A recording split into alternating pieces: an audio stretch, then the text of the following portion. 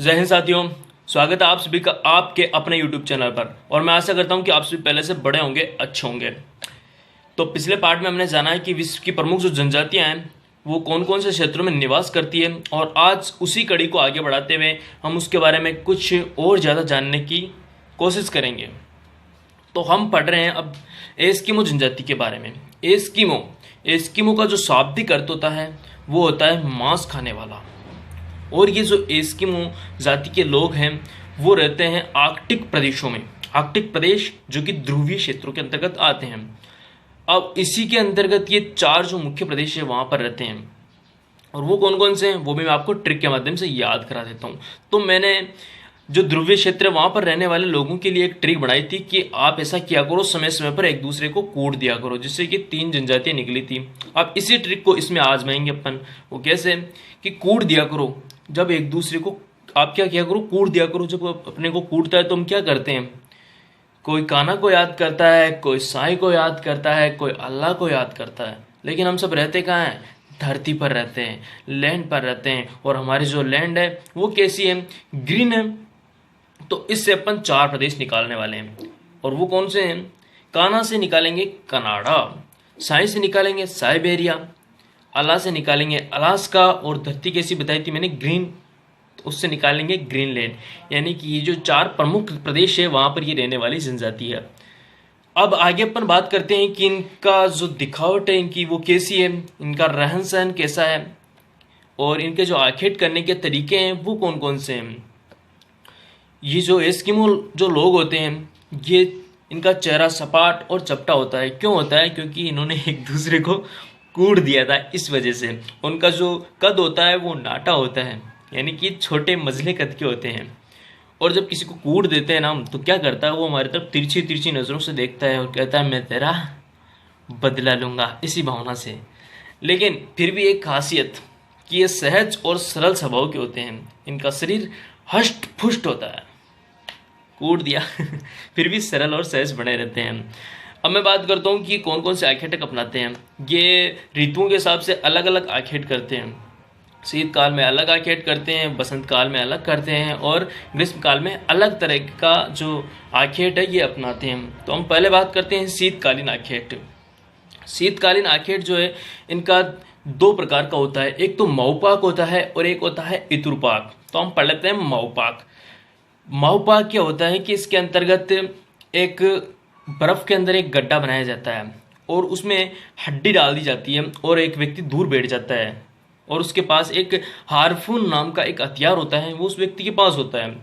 जब मछली उस गड्ढे के अंदर आती है हड्डी लेने के लिए, तो वो क्या करता है, वो व्यक्ति हार्पून से उस मछली पर आक्रमण अटैक कर देता है और मछली का शिकार कर लेता है। तो ये पद्धति कहलाती है इनकी मऊपाक। अब कैसे अपन याद कैसे रहेंगे इस नाम को वो भी मैं बता देता हूँ आपको। मऊपाक में आता है पाक। पाक बोले तो पाकिस्तान। और पाकिस्तान क्या करता है, भारत पर निगाहें गड़ाए बैठा है कि कब मैं भारत पर आक्रमण करूं, कब मुझे मौका मिले। और वही चांस वो व्यक्ति चाहते हैं सील मछली का शिकार करने के लिए। तो आपको याद रह जाएगा ये मऊपाक। और दूसरा है इतुरपाक। अब क्या हो रहा है, इसको भी ट्रिक से समझेंगे अपन कि पाकिस्तान कुछ नहीं कर पा रहा है, तो वो क्या करेगा, चीन से कहेगा तू भी आजा, तू भी मेरा साथ दे। कैसे, इस इतुरपाक शिकार के अंतर्गत वो क्या करते हैं, 2 गड्ढे बनाते हैं। एक गड्ढे के अंदर एक व्यक्ति घास डाल देता है, चारा डाल देता है और बैठ जाता है, देखने लगता है कि कब मछली आती है। और दूसरा व्यक्ति दूसरे गड्ढे में बैठा रहता है। जैसे वो मछली आती है उस गड्ढे में, वो उसको इशारा करता है कि तू उसका शिकार कर ले, और वो उस व्यक्ति उसका शिकार कर लेता है। उसी प्रकार जो पाक और चीन है वो अपनी साझेदारी बनाए हुए हैं कि मैं ना निगाहें गड़ाए रखता हूँ कि भारत पर कब आक्रमण किया जाए, मैं तुझे बोलूँ और तू आक्रमण कर देना। तो इस प्रकार आप इतुरपाक को भी याद रख सकते हैं। दूसरा जो इनका आखेट है वो होता है बसंत काल में। और आपको बताइए बसंत काल कितना उत्तम वातावरण अपने सामने पेश कर देता है, कितना रोमांचित माहौल बढ़ जाता है बसंत काल में।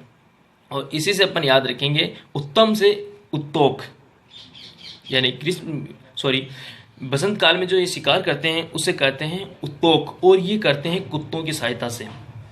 सील मछली का शिकार करते हैं कुत्तों की सहायता से। तीसरा होता है ग्रीष्मकालीन शिकार, जिसके अंतर्गत ये 12 सिंगे का शिकार करते हैं, और 12 सिंगे को एक केइबो कहते हैं। और उसका शिकार करते हैं धनुष बाण की सहायता से। तो 3 प्रकार के शिकार इनके आर्कियाट है वो हमने पढ़ लिए हैं। अब मैं बात करता हूँ कि इनके जो मकान कैसे होते हैं। ये बर्फ़ के मकान बनाते हैं जिन्हें इग्लू कहते हैं, और घास फूस के जो मकान बनाते हैं उन्हें कर्मक कहते हैं। और जो सील मछली होती है उसकी चमड़ी से ये जूते बनाते हैं जिन्हें मुकलुक्स कहा जाता है। तो हमने कुछ एस्किमो के बारे में कुछ जानकारी ले ली है।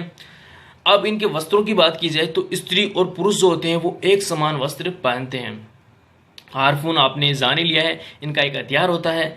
और एक कयाक नाम की एक नाव होती है जो कि चमड़े से बनी हुई नाव होती है, जिसकी लंबाई 5 मीटर लंबी होती है और 1.5 मीटर चौड़ी एक नाव होती है, जो कि बसंत काल में इनके शिकार के लिए उपयोग में लाई जाती है। तो हमने कुछ इसके बारे में जाना। और तो अब हम बात करने वाले हैं बुशमैन जनजाति के बारे में। बुशमैन जनजाति जो है वो कालाहारी मरुस्थल में रहती है।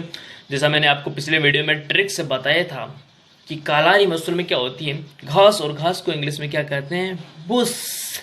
बुश से बन जाती है बुशमैन जनजाति। और अब ये जनजाति कहाँ कहाँ निवास करती है? ये जनजाति अफ्रीका महाद्वीप में निवास करती है, और निग्रेटो जो प्रजाति है उसी के समरूप ये प्रजाति के लोग होते हैं, इस जनजाति के लोग होते हैं। और ये 18 डिग्री दक्षिणी अक्षांश से 24 डिग्री दक्षिणी अक्षांश के मध्य बेचुआना लैंड में पाए जाते हैं। इनकी जो संख्या की बात की जाए तो ये विगत 20,000 वर्षों से यहाँ रह रहे हैं, लेकिन फिर भी इनकी जो जनसंख्या है वो मात्र 10,000 है। इनके पास संसाधनों की बहुत कमी है, इसी वजह से इनकी जो जनसंख्या है वो बहुत ही कम है।